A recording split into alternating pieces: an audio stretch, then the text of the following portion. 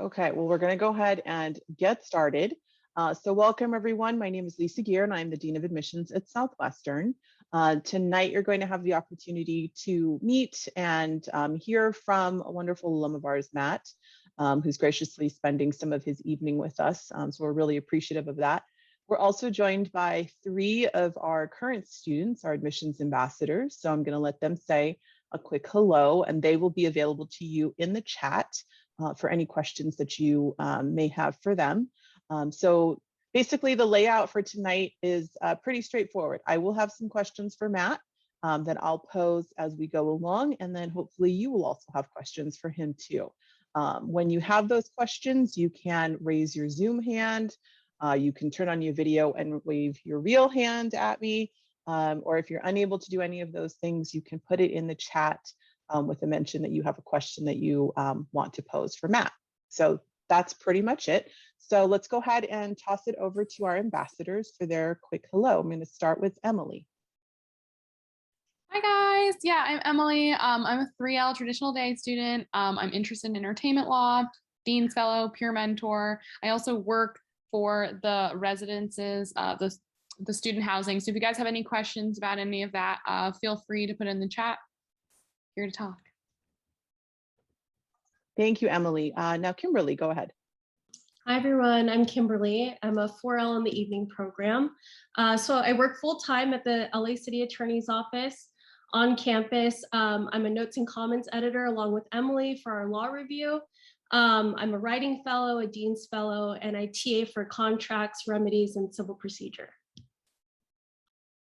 Well, that's a lot of things, Kimberly. And last but not least, Armand. Hi, everyone. My name is Armand. I'm a 3L traditional day student. I'm the managing editor of Law Journal, a teaching assistant for the first year writing course, Laws, and also admissions ambassador. Thank you, Armand.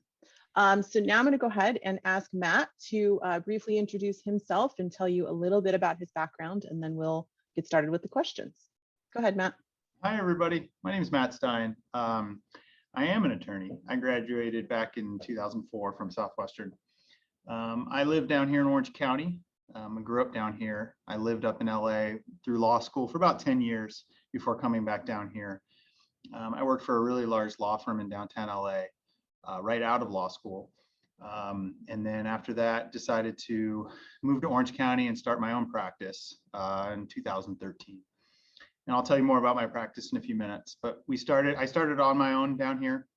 Friends and family were giving me small little cases, and I built up from there to where we are. I think we're 12 attorneys, about 20 staff, and we take the whole floor of the FedEx building off Jamboree in Maine near John Wayne Airport. A lot more information I can provide you, but just in general, I do what's called estate litigation. So when you think of families that sue families over inheritance disputes, or there's no trust, or there's no will, or there's 2 wills, or there's a forged trust, all that kind of unfortunate family emotional litigation is my expertise. I'm a trial attorney. That's where I love to be. This last 17 months has been very difficult for me because I like being in front of a jury, and I haven't had that opportunity. I have 13 trials scheduled for the next year, so hopefully those go in person. I'll be happy to tell you more about it as we go. Thanks, Matt. Okay, so I kind of actually want to dive into some aspects about the cases, and maybe we'll work backwards to your time as a law student. And I know you just kind of gave a brief overview of what some of the cases, look like, but what would you say are some of the most rewarding cases that you've had the opportunity to try and the clients that you've been able to help? Yeah, great question. Unfortunately, I feel like my type of law is like, it's just emotional roller coasters on steroids, because you've got family members suing family members, and you peel back that onion and you see aunts and uncles and moms and dads and kids and stepsons all suing each other for money.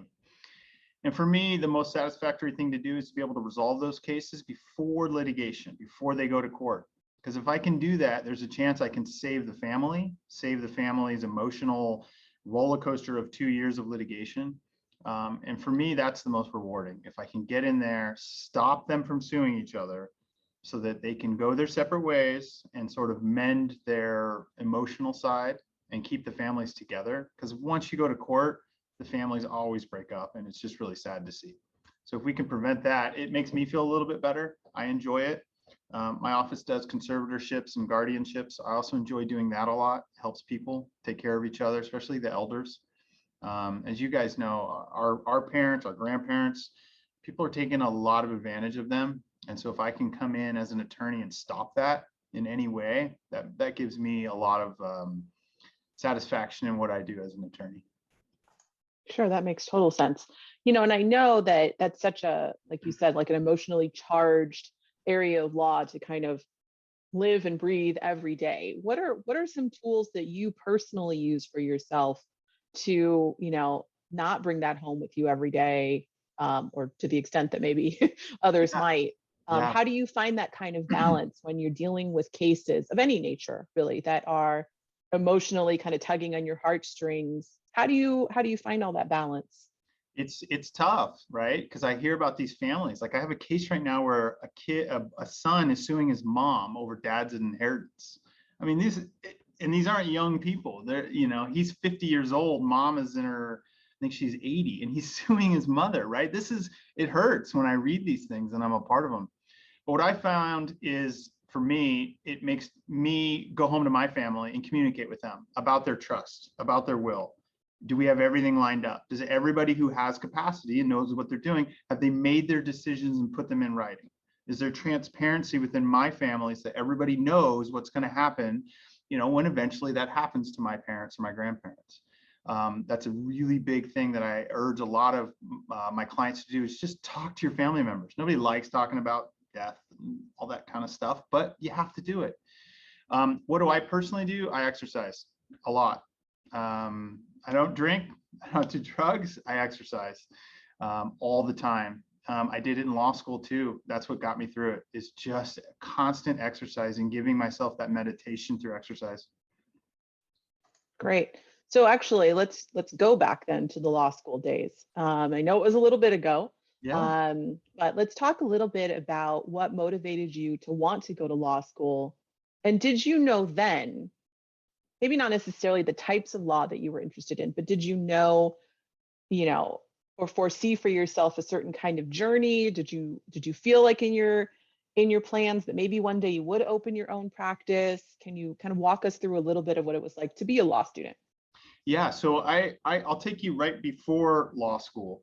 I went to undergrad at UC Irvine, and I played soccer there. And that's all I ever wanted to do, is play professional soccer. I quickly realized my senior year at UC Irvine, I was not good enough to play professional soccer. I thought I was, but it was never going to happen. So I started taking law classes in my undergrad, and I realized that I was really good at them and I enjoyed them and I was interested. And it was one of those times where like I liked going to class because I liked the topics and the subjects. And so I started to think about law school. I wasn't that kid that was like 5 years old and goes, I want to be a lawyer. Like that was never me. It was my senior year in undergrad where I was like, I want to be a lawyer. So from there, I started just figuring out what type of law I wanted to do. And the great thing about Southwestern when I got there was you got to take constitutional law, criminal law. So you have to take all of it at the beginning, which really opened my eyes to a whole spectrum of different types of things. And I never knew exactly what I wanted to do. I knew I liked being in front of a jury. I knew that I liked talking, right? So I knew I wasn't a great writer. So I started just to kind of like hone down on my skills and the things I like to do. And through Southwestern's ITAP program, moot court program, I realized, hey, there's opportunities here for me to get in front of a jury, get in front of a judge, be inside of a courtroom. And it's one thing to really want to do it. It's another thing to see if you're any good at it, right? That's two different things. And so it was a really enjoyable experience for me to practice and see if it's something that I could be good at while I was in law school. I don't know if that answered your question, Lisa. No, it did. Or it actually kind of made me think about another question that I have. So you've mentioned a couple times how much you enjoy being in front of a jury and, being able to go to court. What are 3 words that you would describe that it means to you when you're standing in that courtroom and having that sort of like quintessential lawyer experience? 3 words. Mm-hmm. Whenever I'm in front of a jury, I always think to myself, always tell the truth. Is that 4? That's Yeah. okay.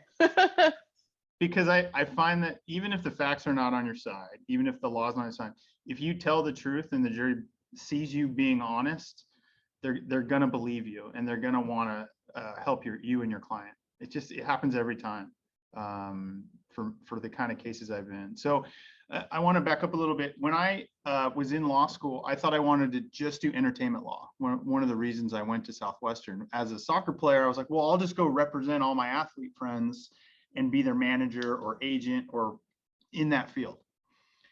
Southwestern was amazing for me on the entertainment side because it taught me so much about that field. I knew nothing about it. I didn't have family in management, or I don't have any family that's an attorney.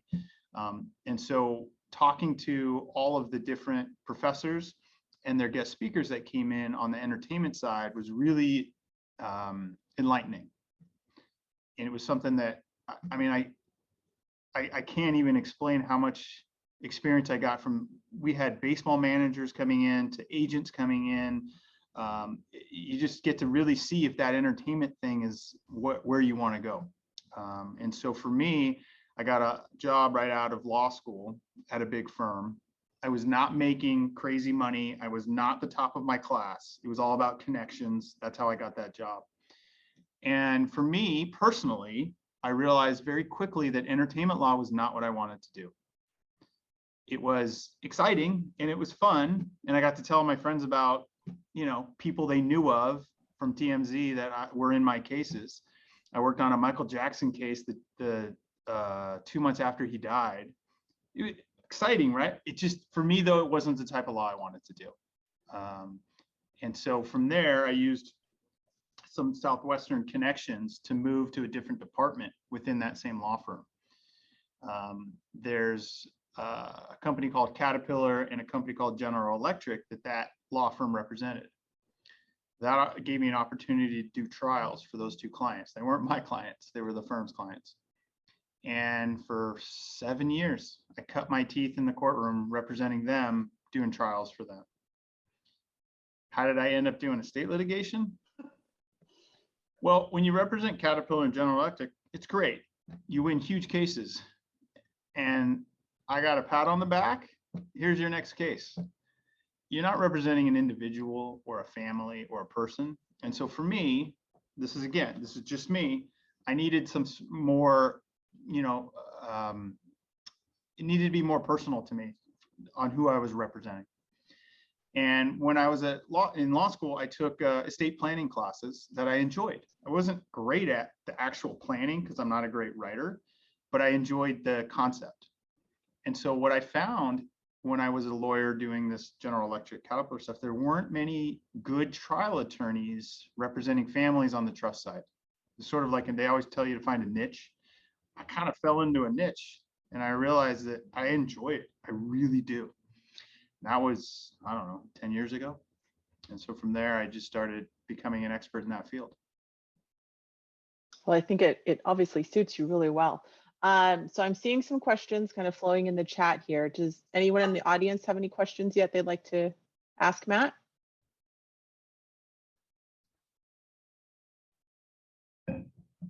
Don't be afraid. James, go right ahead.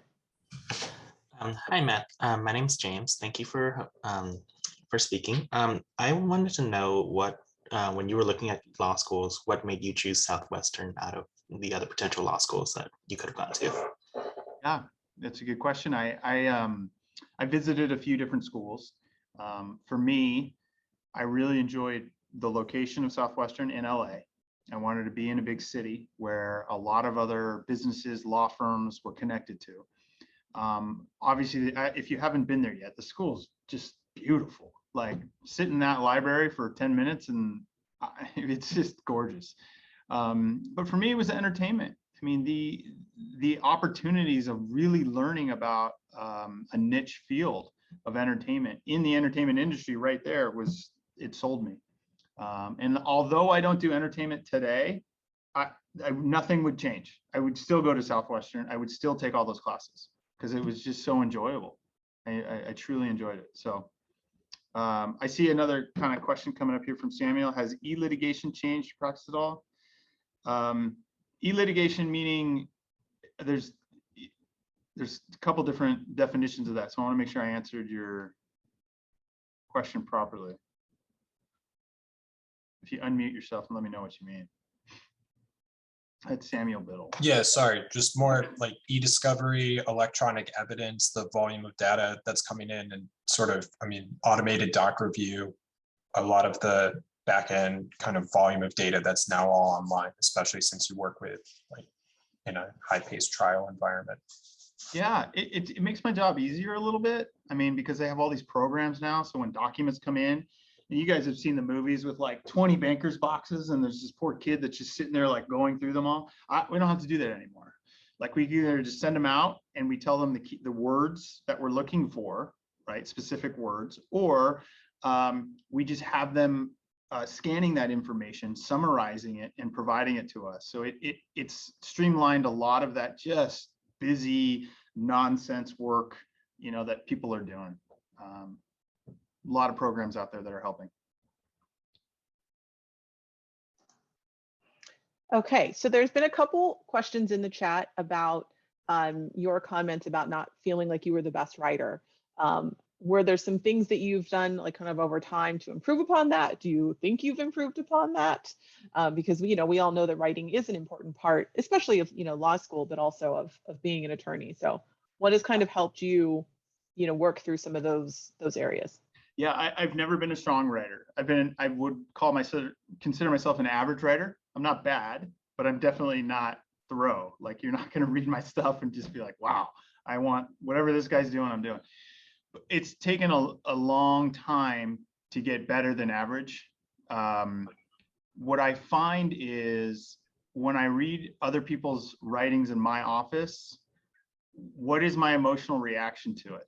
Do I understand what they're saying? Do I understand what they're saying? Is it easy to read? Is it succinct? Because I'm always putting myself in the judge's position, right? That's who's going to eventually be reading all the stuff I'm writing, is the judge or the clerk.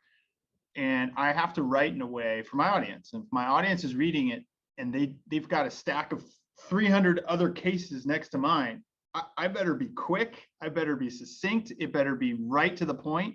There better be very limited legalese in there. And so that's how I now write.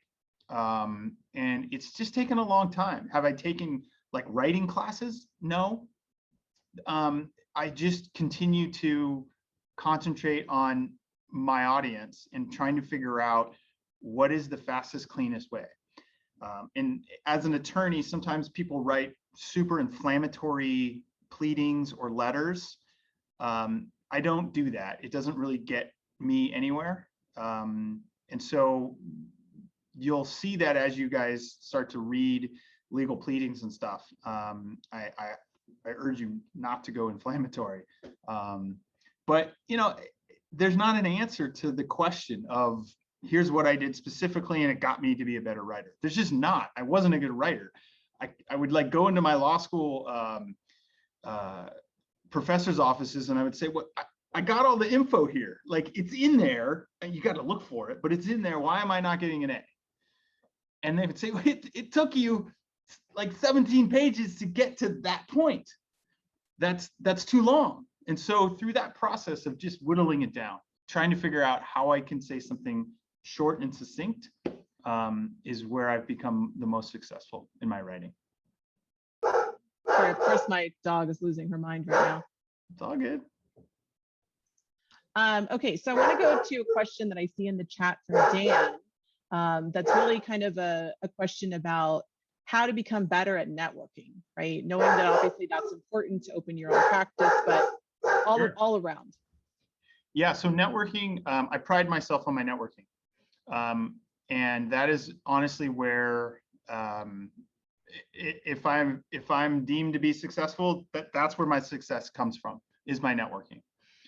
I speak typically once a year, non-COVID times, at UCLA about networking. Everyone tells us you got to network, but nobody really tells you how the hell you network and what that means. And like, it's really frustrating. For me, when I was in law school, I realized I was not going to graduate in the top of my class. I just wasn't. I could study 10 times more than everyone else. I was not going to graduate in the top of my class. I graduated in the middle. I did not get a 180 on the LSAT. I got an average score. So I realized that where are my strengths? My strengths are networking. My strengths are getting to know people, getting to like them, getting for them to want to like me so that we can refer stuff to each other. Whether it's a job, whether it's work, whether it's help with whatever, like a contractor, it's how can I help these people? And so through law school, I reached out to different lawyers to not only network, but to also learn about what they do, right? I would reach out to like the managing partner of O'Melveny Myers, be like, hey man, can we talk about like what it's like being a lawyer, right? And you know what? He was like, absolutely, come on down.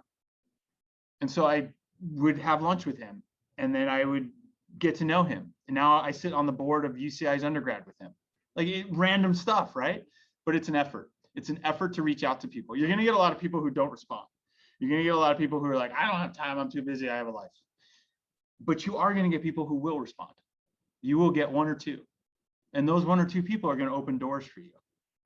But you can't just talk to them once a year. You have to let them know how you're doing in law school. You have to ask them, hey, these are the 3 law schools that I'm thinking about attending. What do you think? Right? You have to start connecting with people, because those are the people that are going to open doors for you. Like I mentioned, I did not graduate in the top of my class, and I got a job at a really big law firm out of law school just because of connections. When I opened up my own firm, I decided to join the Mission Viejo Chamber of Commerce, Dana Point Chamber of Commerce, San Clemente Chamber of Commerce. I don't even know what a Chamber of Commerce was, but I joined them and I got to know people. I got to like people, and we started referring business.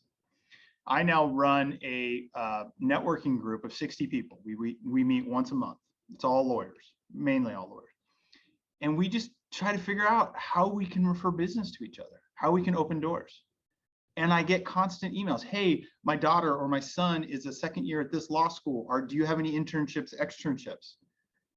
Right? It's just constantly communicating with people in the sphere of influence that you're walking into in law school. Now you're going to be focused first year, right? First year, blinders on, you're going to be working really hard. Let nobody tell you differently. First year law school is hard. That doesn't mean you can't start to build relationships with people and start to build networking. My strongest network and my strongest relationships were with the people that were in my class in law school. And they still are today. Still talk to them, still communicate with them. Lisa knows 2 of them very well. I mean, these are people who, you know, I've been to their weddings. I help them start their law firms. I leave space to them. I mean, they're all from my class. I don't know how competitive law school is today.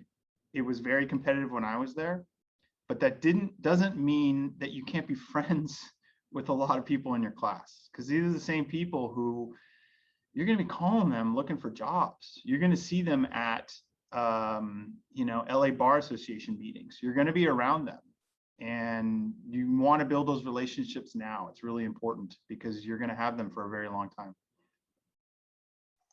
Yeah, I mean, I think we can all agree, you know, there is a certain competitiveness within law school, right? It's kind of part and parcel, but I think what you're really identifying though, Matt, is that the relationship building can supersede the competitiveness, and you can be just as competitive with yourself as you can be, you know, with somebody else, but, you know, kind of use that in a positive way to motivate yourself and, you know, still maintain all of that civility and professionalism, because you never know who's going to be on the other side of a case from you. And, you know, you want to make sure that you really do have a good reputation, right? That's one of the things that we really do focus a lot, you know, in the law school world now, is building that reputation from day one. So I didn't even know you were doing all these networking things, but that's fantastic.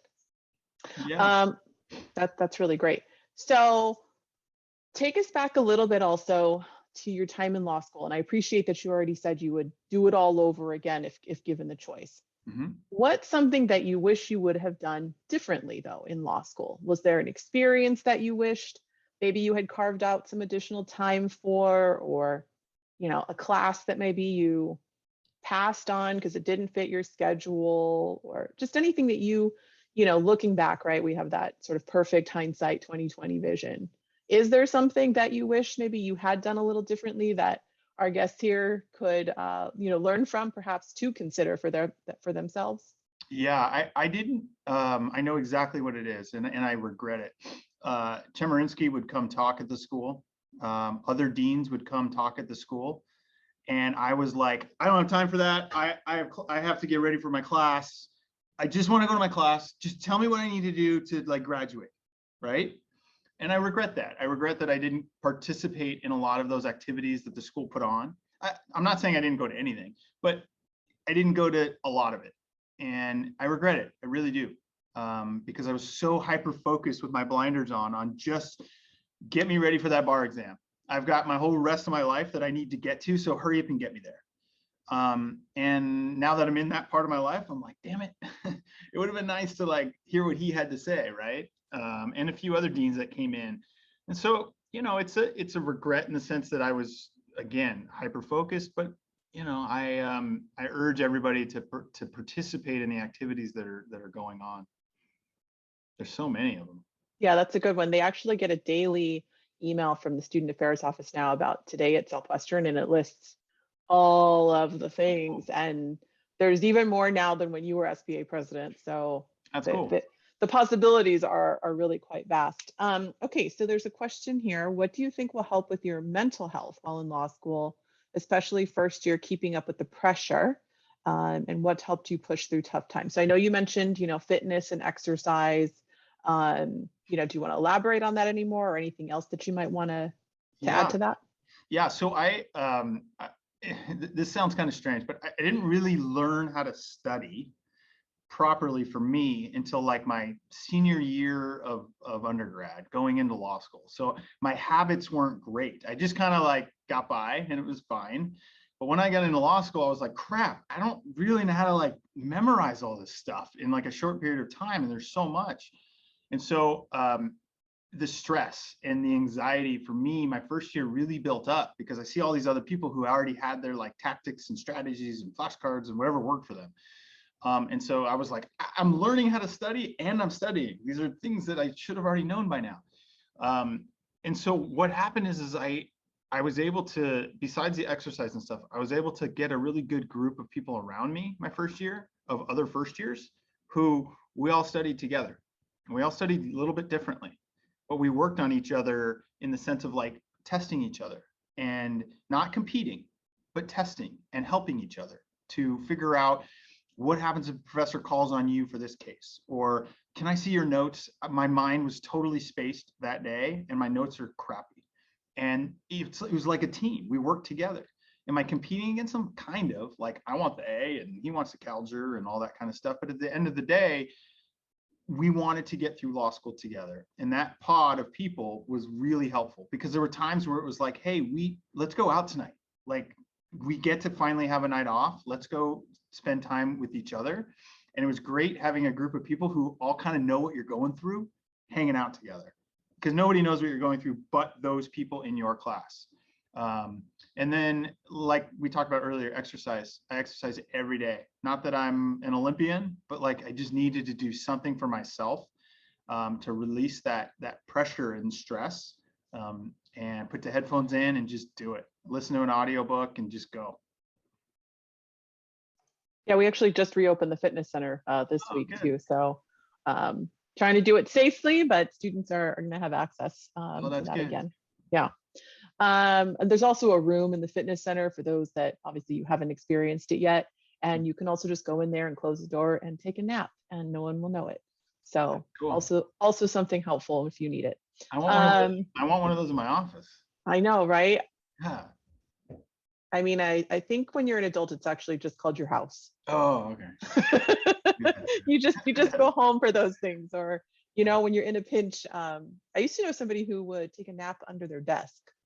So Works. Yeah, you I like find it. all sorts of things that you need. Okay, so we have about 15 minutes left, everyone, for our talk with Matt tonight. So does anybody else have any questions they'd like to ask live? Anybody feeling brave enough to actually ask? I know James was brave earlier. I have a question. Yeah. Sure.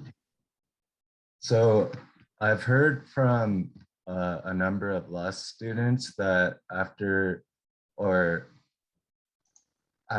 the first year is usually the hardest, and then after that it's much simpler. Would you agree with that statement or disagree?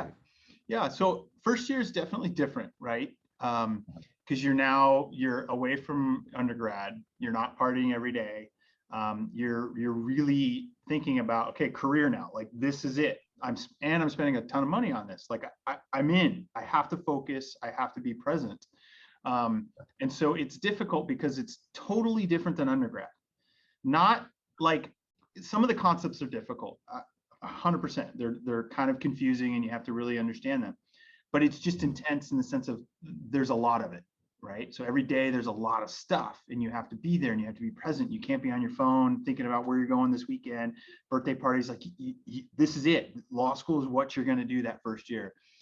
And the second and third year, I was like, they're supposed to be easier, right? Well, they weren't, because it's still a lot of stuff. There's still a lot of information and a lot of things going on. It becomes easier because you know what to expect now. You understand your schedule. You understand what you need to do to get through it. You've learned sort of what is called the legalese to get you through that first year. So now you understand kind of the concepts in second year, third year. That was my experience. So easier, yeah, because you're more comfortable. But it's still a lot of stuff that you have to kind of like put in the brain. Okay, so when people say that, they generally just mean like it's the first year is like where you get used to the learning curve, kind of. Yeah. So it's not really that it gets easier. It's more like you get used to, yeah, like what you said. Yeah, you just kind of understand like, hey man, now I know like where my classroom is. I know this teacher's gonna, I know how to write notes for this type of stuff. I know how to study for an exam. So you just kind of have now trained yourself how to get through, each year. And it gets a little bit easier because you're more excited also, because your second and third year, you're taking classes maybe specific to what type of lawyer you want to be. So you might be even more interested in those classes. So you're like, it's not easier, but like I'm paying attention a lot more here now. Yeah, because it's more interesting. Yeah, and everybody has a different opinion. I mean, Emily Armand may have different opinions on that. So, but I didn't find it easier. I just found it it just flowed a little bit better for me. Nice. Okay, thank you. Mm-hmm. Would any of our current students like to chime in on that? Yeah, I was going to say, I don't think it gets easier either. I just think, the first year, it's like you're just learning how to do everything. And then the second year, the material gets harder, but now you know how to take the tests and everything. But now the bar is kind of raised with the material, and then it's bar prep, which is not easy either. But you have a little more time too, like second and third year, you get to make your own schedule. So in that way, like you have a little more cushion for studying and stuff, but I don't think the material ever gets easy.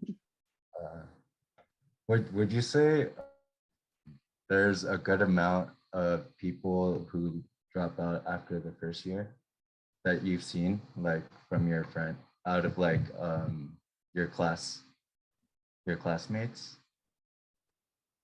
So from one of your 1L years, after 1L, people that left? Yes, after 1L. Are you asking about people who decided that law school just wasn't for them, or had to leave for some other reason, or didn't? Yeah. Just like voluntarily. It's a pretty small percentage of people that walk away. Usually the timing is kind of right around when school first starts.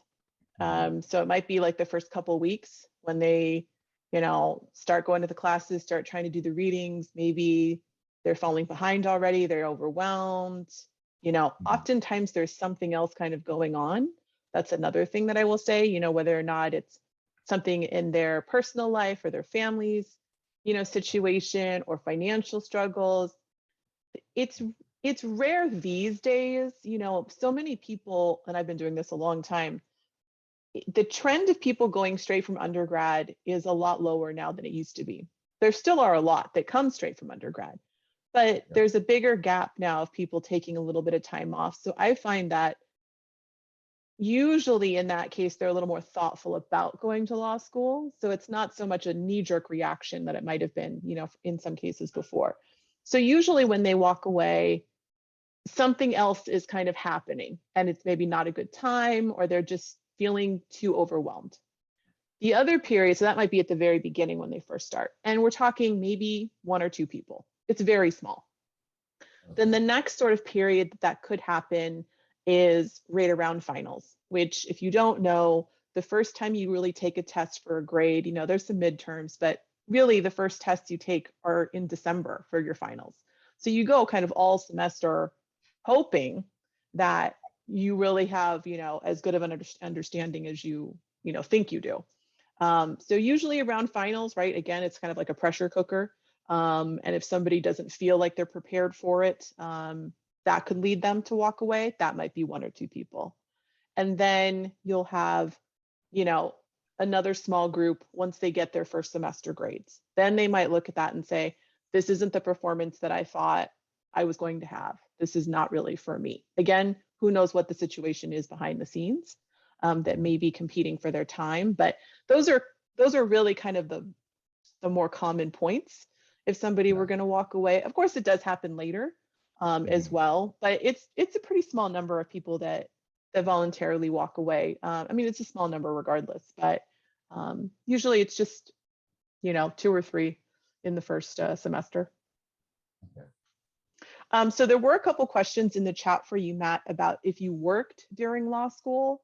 I know you had some leadership roles and whatnot on campus, but maybe I think the question is really kind of getting at, did you have other constraints on your time?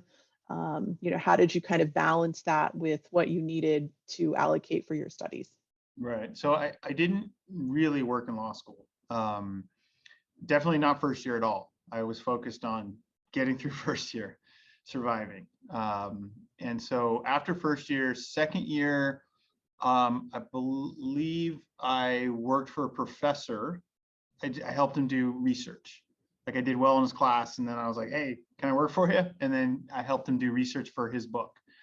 And then this summer, I believed I was like in the mailroom at a law firm. So I wasn't even like a law clerk. I just worked in the mailroom. But I was able to be in a law office to see if I liked it, to see what was going on every day, to see all the lawyers, to ask them questions. So it was a really good experience for me.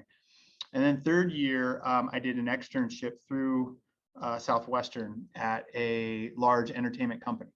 And so that was a great experience. Not paid, but I got to be in where they make the movies and see how it went and see the contracts and see all the production information. So that was very enjoyable. And so I did not work full time for a law firm as a law clerk until I graduated. Then I worked as a law clerk. Thank you. Okay, so I'm going to go on to Gabriella now, please. Hi, can everyone hear me? Yes, Gabriella, thank you. Your work is litigation based. Had you ever really considered more like transactionally based work, or was it always like litigation for you? Yeah, it's funny. I because I was never a great writer, I was always, self-conscious about transactional work because I learned that I was not good at like the details of the writing early. And so I didn't, I did some transactional work at the beginning because you'll do whatever the partner gives you. And it was fine. It was all right. But I wanted to get out from behind my desk. For me, I'm not good at expressing my thoughts and articulating in writing as I am, I think, in speaking. And so for me, it was like, what do I got to do to like get in front of somebody to talk to them? Because if I talk to them, I'll convince them.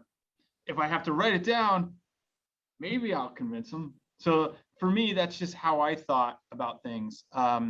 But, transactionally, we do transactional work here in my firm, and I have to review it all the time. And now that I've sort of learned the patience to slow down and to review it slowly and make sure I understand it. Because if I don't understand that sentence, nobody else is. And so it's, for me, I've sort of kind of, I guess, matured into transactional work. And I don't love it, but it's necessary for what we do here, because every estate plan that I review to see if there's litigation involved there, I got to review that plan. It could be 30 pages long. I don't do like international buy-sell stuff and mergers and acquisitions. We don't do that kind of stuff. Thank you. Thank you, Gabriella. Cynthia, your question, please. And I think you will be the last question for the night. Oh, I do see Selena's question in the chat, so I'll try to get to hers after. Go ahead, Cynthia. Oh, hi. Thanks for taking my question. So you mentioned, for me, law is kind of a second, I don't know, career on top of what I do now. I actually work in the medical field as a nurse practitioner. So in California, we have a lot of wonderful bills coming down the pipeline. So I guess my question to you is, you mentioned a lot of networking, which I find is very important, especially in my field. Would you recommend networking within your first year, middle, after you graduate, in regards to what your niche wants to be? What would you recommend? When should the networking start? Yeah, so if you know your niche, I'm super jealous because I didn't figure mine out for a long time. So, but if you do, why not start now? You don't have to like spend hours and hours and hours on it.